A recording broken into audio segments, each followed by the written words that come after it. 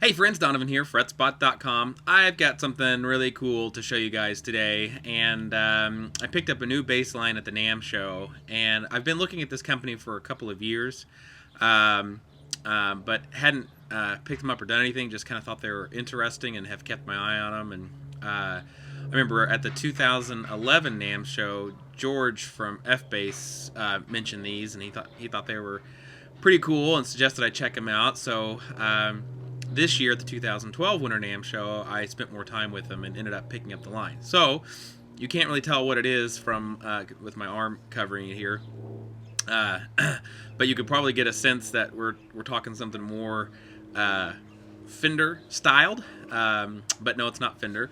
What I've got today is Xotic out of Japan.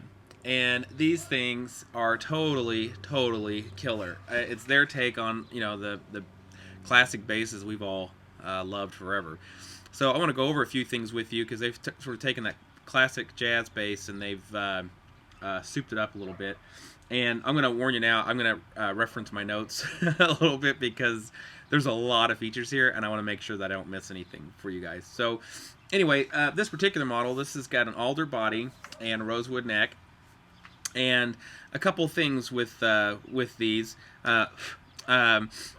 they pick their bodies. They want them all to be medium weight, and because they feel like that gives you the best tone. So you won't find any like super featherweights here or anything like that. They all tend to be in that 9 to 10 pound range, something like that, and that's by choice. So we've got that. Let's see. Let's start at the top. That might make it easier for me to remember what we're doing. So, nice looking headstock, and we're using Hipshot ultralight tuners, which are nice. And then the necks are all hand carved, and they use their own oil to rub into the neck. Sorry, the birds are going crazy. It's kind of a nice February day out here in southern Missouri, but it is a little chilly. So. And I'm getting over a cold, but and the birds are just, I guess they're getting it on up there. I don't know what's happening. Anyway, back to the bass, shall we? So hand carved, and they hand rub in this oil, and it's just like a nice, smooth, almost kind of glassy finish. Not like epoxy glass like that, but it's just, it's really comfortable, and it's kind of thin, like a good jazz neck. Truss rod adjustment, you don't have to take the pick guard off or anything like that to adjust it, which is cool. These are awesome, and you're not going to really get this in the video, I don't think, but these fret markers, they're, let me switch back my notes here, sorry, I can't remember what they're called. I think they're called Luminova, and yeah, and what they do is they just, somehow this material picks up any ambient light, and they're like, it's almost like they're LEDs or something. They're not quite as bright as an LED, but if any of you are gun enthusiasts, you see like those tritium night sights, stuff like that, they almost look like that. I mean, it's really pretty remarkable. So you don't get the full effect on the webcam, but when you're playing it in person, I mean, it's really live. And I've played it on a show, and I could really see it well even when the stage was darker. So that's really slick. Let's see. To me, I think the thing that really makes them cool, though, is when we get to that electronics package here. So let's start with, I think, one of the most obvious things are the pickups. We've got wood pickup covers, but check this stuff out. The tops of the covers are kind of carved and radiused so that you can use them like a finger ramp. See if you can see that. It's really cool. And so it's designed where you can just put your thumb, if you're the kind of player that anchors your thumb on the pickup, then I mean it's just got a nice little indentation there for you to set it, and it's only on the one side. This side isn't that way. That's really slick. I mean, that's very clever. Preamp is really cool. We've got volume, which is push-pull for active passive, and then we have the pickup pan, and then tone, and then bass, mid, treble. And these are boost cut, so boost and cut. Right now they're flat. And then these switches are awesome. This one, in the up position, they're off, and this one's a mid selector. here we're mids are about 400K. When we switch it down, we're now in the 800K range for mids, which is really cool. And then this is a treble switch, and it's like a treble boost, like a bright switch basically. So that would give you more treble. So, I mean, really, for traditional slap type sounds where they're kind of scooped with the mids cut and then the trebles boosted, flip the switches down and you got your slap tones, which is neat. Slap tones. That sounds like the name of a band or something. Anyway, and then another nice touch are the knobs have been radiused, or not radiused. What's that word I'm looking for? Oh shoot. You guys will know it. Someone leave that in the comments what the word I'm looking for. They're recessed. Thank you. There we go. I knew it was an R word. But they're recessed a little in the top. And I hope that shows up well in the pictures. But all of them are. And what it does is it just kind of gives it like a really, I don't know, it's kind of a high-end look, honestly. It's really nice. Okay, let's see. The bass preamp that's on here is the Trilogic 2 bass preamp, which is really similar to their outboard preamp that you see here, but it's onboard, and so it's pretty sleek because of that. Let me see what else I'm missing here. Got the toggle switches. Man, I'm doing better than I thought I would do. I figured for sure I'd miss some of this stuff. Then let's see. Oh, so the pickups are in a 60s position, and all the basses will be that way because they feel like that gives you the most versatility. And with these switches on here and the EQ, they feel like you could dial in anything from like the sizzliness slap tones to more warmer traditional sounds, which in my experience has been very true, which is nice.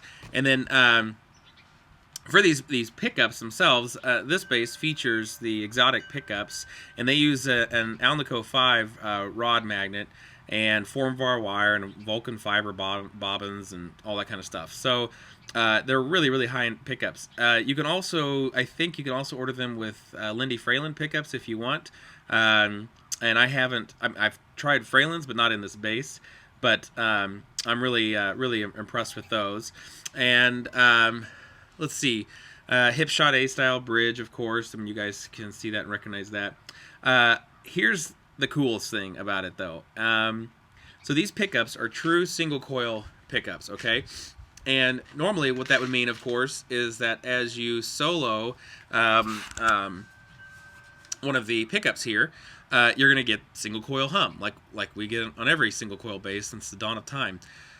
But what they've done is they're true single coil pickups, but they have this little gadget right up in here, and what this does is basically removes all of the hum when you solo the pickups without at all changing the tonal characteristics of the bass.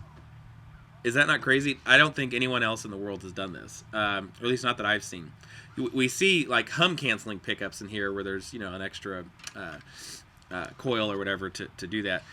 But there's something up over here that's causing it to happen. And they have lots of videos on YouTube that I've kind of linked to as well that you can see where they demonstrate they can engage and disengage this technology. They call it the HRI hum reduction interface, I think. And it doesn't change the tone of the bass when you engage it or disengage it. On their videos, they'll have a push-pull where you can engage it, disengage it. It's not normally available because who wants to add hum to their tone, but they do it just for instructional purposes there, and it's amazing. So you get true single coil tone, that bright snappiness that you can only get with single coils. You can't get it with humbuckers, but with none of the hum. It's awesome. So. Anyway, I'll play a little bit for you. It's super cold in my fingers. It was warm when I first came out here, but I'm starting to get cold the longer I'm sitting out here, and my fingers are sort of frozen. But I'll play a little bit just to show off a few of these things so that so you can hear how it sounds. So this is an Xotic. This is the XJ-1T. This is the latest generation from Xotic. They also make a killer P bass, which I hope to have soon. I've got some ash bodies on order as well with maple necks. Those will be here soon. They come in a variety of colors, kind of classic Fender colors, and they're really just amazing. So enough of me. Let's hear them.